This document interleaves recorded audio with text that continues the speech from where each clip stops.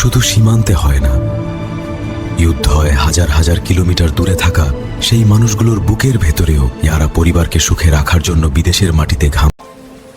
টিভিতে দেখলাম যুদ্ধের খবর, তুই ভালো আছিস তো? হ্যালো মা। হ্যাঁ ভালো আছি মা, কিন্তু এখানে সবাই খুব ভয় পাইতেছে। রাতে সাইরেন বাজে, কেউ ঠিক মতো ঘুমাইতে পারে না। কিন্তু সব বাতিল হয়ে গেছে, আর কিছু বলার ইচ্ছা হয় না এখন। তুই শান্ত থাক, তুই শক্ত থাক।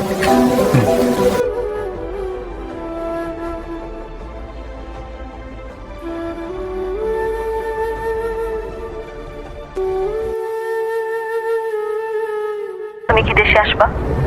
আসতে চাই, কিন্তু এখন যদি কাজ ছাড়ি তাহলে সংসার চলবে কিভাবে? আমরা যুদ্ধ করি না, কিন্তু যুদ্ধের ভয়টা আমাদেরই বেশি সহায় করতে হয়।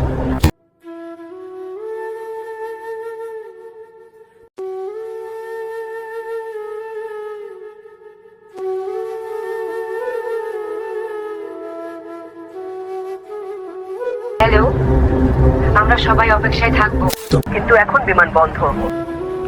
2 মাস আগে ছুটি নিয়েছিলাম, টিকিট তো কাটা ছিল, কিন্তু এখন বিমান বন্ধ। ভাই, বাড়ি ফিরতেও পারলাম না। বুঝতে পারছি। তাহলে বন্ধু এখন বন্ধ করতে পারি না। অ্যাটেনশন প্লিজ, বর্তমান পরিস্থিতির কারণে মধ্যপ্রাচ্যের সকল ফ্লাইট সাময়িকভাবে বন্ধ করা হয়েছে। প্রবাসীরা শুধু টাকা পাঠায় না, তারা বুকের ভেতর লুকিয়ে রাখে হাজারো ভয়, হাজারো কষ্ট, শুধু পরিবারের হাসির জন্য। পৃথিবীর সবচেয়ে বড় যুদ্ধটা হয়তো সীমান্তে হয় না, হয় সেই মানুষের বুকের ভেতর, যে বিদেশের মাটিতে দাঁড়িয়ে প্রতিদিন অপেক্ষা করে কখন আবার নিজের ঘরে ফিরতে পারবে।